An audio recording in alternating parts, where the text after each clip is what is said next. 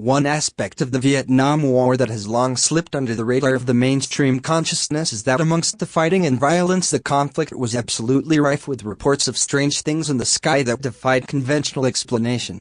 Even less known still are numerous bizarre reports of actual confrontations between military forces and other forces that seem to have been, shall we say, not from around here. Reading like something out of a science fiction story or alien invasion flick, these frightening accounts of violent encounters with UFOs during the Vietnam War suggest that it was not only the North Vietnamese forces that were the enemy, but also decidedly more otherworldly adversaries as well. By all accounts it seems that troops in the Vietnam War were absolutely plagued by UFO activity, and some of the most spectacular reports of alien encounters during the Vietnam War have to do with actual military engagements with UFOs. One such incident allegedly occurred on June 15, 1968. Along the Demilitarized Zone (DMZ) between North and South Vietnam, where a patrol boat known as PCF-12, commanded by Lieutenant Pete Snyder, was on a routine night patrol near Cua Viet. At 12:30 a.m., PCF-12 reportedly received a frantic distress call from another patrol boat in the vicinity, PCF-19, claiming that they were being attacked by unidentified lights they were calling enemy helicopters, which seemed odd because the North Vietnamese enemy were not known to utilize combat helicopters at the time. Snyder ordered the PCF-12 to head for PCF-19 single-quote-S position to offer assistance, and as they closed in reported spotting in the sky two circular bright lights immersed in a strange glow hovering over PCF-19 single-quote-S position. As they approached, one of the strange lights reportedly emitted a bright flash of light, after which PCF-19 exploded in a cascade of water and flying debris. Directly after the destruction of PCF-19, the two enigmatic lights were described as rapidly accelerating away towards the sea as PCF-12 scouted the area for any possible survivors of the carnage they had just witnessed. Two wounded men were found and recalled that the two UFOs had been trailing them for miles along the river. The survivors then claimed that they had decided to fire upon the threatening, mysterious objects, and that was when one of them had issued a piercing blast of light to obliterate the boat.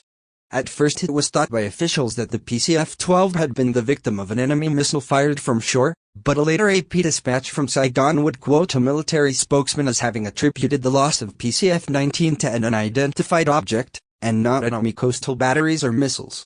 The PCF-12 continued its patrol up the river and were soon approached by the same two unidentified lights, which took up positions hovering on the port and starboard sides around 300 yards away and 100 feet above the water.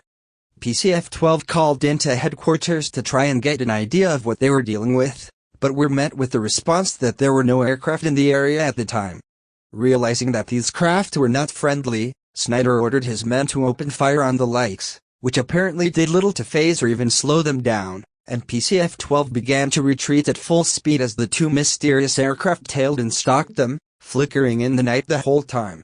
Second engine man Jim Steffes would later claim that he got a good look at the craft and described them as having a rounded front like an observation helo, and what looked like two crewmen sitting side by side. Strangely, although no weapons could be seen mounted on the unidentified aircraft, PCF-12 nevertheless found itself being fired upon. Steffes remembered seeing tracer rounds piercing up into the night from the nearby base Point Doom, with their targets being what he said were other far-off blinking circular lights whizzing about in the sky above. Eventually, a group of Phantom F-4 fighter jets arrived to converge upon and chase off the strange lights that were plaguing PCF-12 out to sea, leaving the crew to wonder what in the hell had just happened. At roughly the same time, another very strange incident was unfolding out in the South China Sea with an allied ship of the Royal Australian Navy, the Miss Hobart, which was patrolling near Tiger Island, about 20 kilometers off Cape, and reported sighting up to 30 unidentified slow-moving lights hovering in the night sky near their ship, which were at first thought to be Russian-built M14 Hound helicopters, but upon closer inspection it could be seen that they were not. U.S. 7th Air Force Phantom fighter bombers were sent to engage, supported by generous anti-aircraft fire from the ground.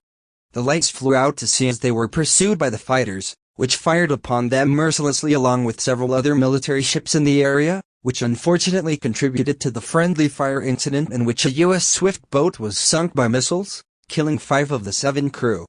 The Miss Hobart was prepped for battle when the radar room detected an incoming unidentified aircraft coming in fast with no identification number to mark it as friend or foe.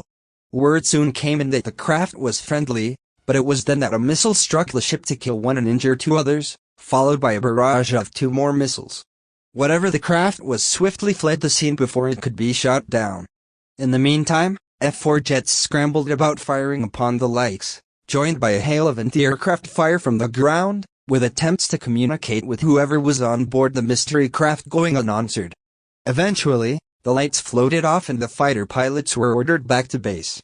The following morning, a complete search of the area turned up not a single shred of wreckage of an enemy helicopter, or any other enemy aircraft for that matter, despite the intense fighting that had occurred. The complete and utter lack of any wreckage of any aircraft was baffling considering that these enemies had come under such resistance and been met with so much concerted, relentless fire. The Royal Australian Navy News would later confirm. No physical evidence of helicopters destroyed has been discovered in the area of activity, nor has extensive reconnaissance produced any evidence of enemy helicopter operations in or near the DMZ. There was little confidence among the men engaged in the incident that the aggressors had been enemy helicopters, as was at first claimed. After all, if that were the case, they should have been decimated by the potent retaliatory force displayed upon their arrival and attacks. There was also no trace whatsoever of helicopters at the time in the area before or during the incident, and no wreckage afterwards. A skipper aboard the Hobart during the baffling engagement would later claim that it was certainly not enemy helicopters, expressing his doubt of such a theory by saying, "Neither before nor after the incident was there any report by any of the ships of a helicopter being there around Tiger Island." Now, having said that, the captain of one of the American ships told me later at Subic Bay that he thought there were helicopters there, but the fact is he didn't report, and if he believed there was a helicopter, it was his duty to report it at the time, but there was no report. Whatever the lights were that caused so much chaos continued to be sighted sporadically for months afterwards along the DMZ, furtively skirting around the area, wandering back and forth over the line, and baffling those who saw them. They were often sighted by radar roaming up and down the coast, and apparently no one could quite figure out what they were.